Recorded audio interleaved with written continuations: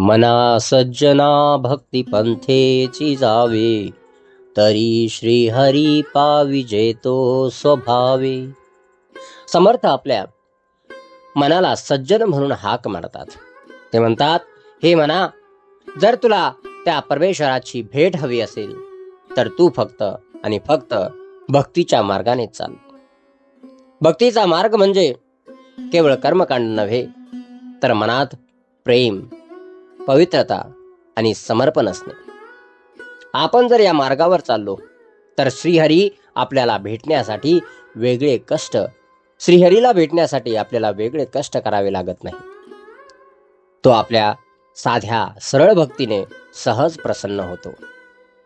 तरी श्रीहरी पाविजेतो स्वभावे.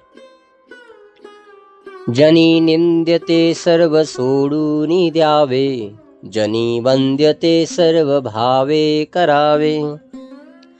समाजात वावरताना आपले वर्तन कसे असावे हे सांगताना समर्थ म्हणतात की ज्या गोष्टींमुळे इतरांना त्रास होतो त्या वाईट आहेत,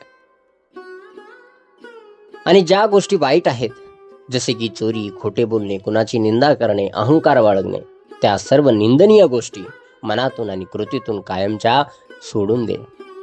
या उलट समाजात ज्या गोष्टी आदरास पात्र आहेत जसे की परोपकार, दया, नम्रता, सत्याची कास धरणे, त्या सर्व चांगल्या गोष्टी मनापासून श्रद्धेने आणि आनंदाने कर.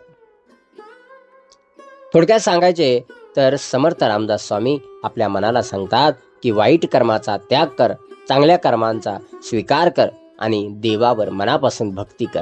मग परमेश्वर तुला अगदी सहज प्राप्त होईल.